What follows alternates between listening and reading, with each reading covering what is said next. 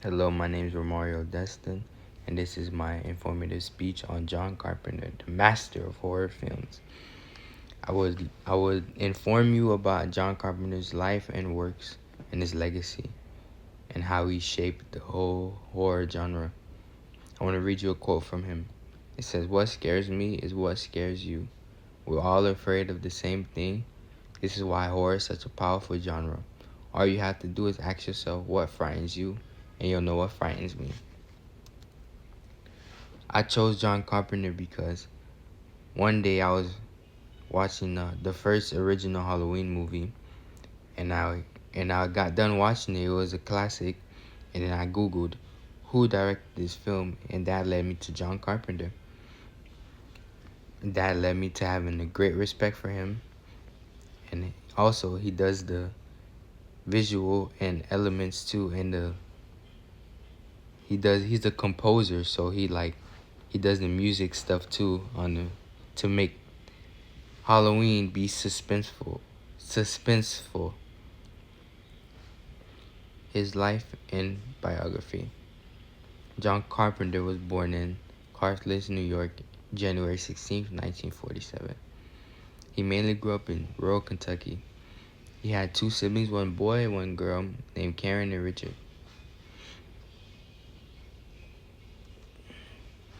Starting off high school, for his birthday, his father gifted him an 8mm camera, which would be a great decision by him. So John will go throughout high school, eventually graduating, and then he'll enroll at USC, University of Southern California, to study film in 1968. There, with his 8mm camera, he'll make his first short film called Captain Voyage, 1969. But John realized that college wasn't for him, and he eventually dropped out and joined a band, which I didn't know. And he toured with this band called Coupe de Villes, and they released one album. John got married January 1st, 1979. Then he got divorced in 1984. Then John later remarried to Sandy King in 1990. His work. John's first ever movie directed was Dark Star, which only had a budget of $60K. But John became famous for turning low-budget films into instant classics. Then he made Assault Precinct in 1976. While working on that film, he met Deborah Hill, and Deborah Hill and him became close, and they eventually later on made the first original Halloween movie and worked on it together as co-producers and co-directors.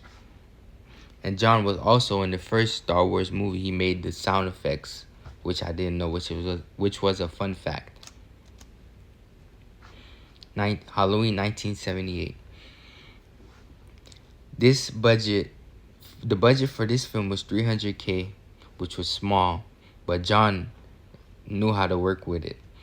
John knew around this time horror genre was coming into effect, so he used the character Michael Myers, which signalizes pure evil, and that became an instant classic, and everybody started loving Michael Myers. The horror genre changed. His impact. John's impact is felt worldwide. He's like one of the greatest directors of all time. He revolutionized the horror genre. And also, I want to talk about John.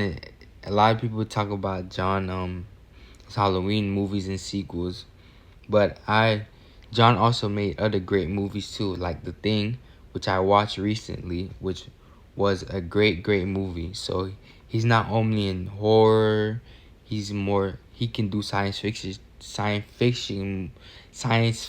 movies too.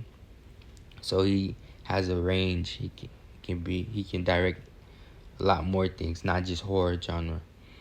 In conclusion, John a very exceptional filmmaker who turned the game around for the horror genre during the late 70s and early 80s, from playing with his 8mm camera to even being in the band, and that led him to being a great film director.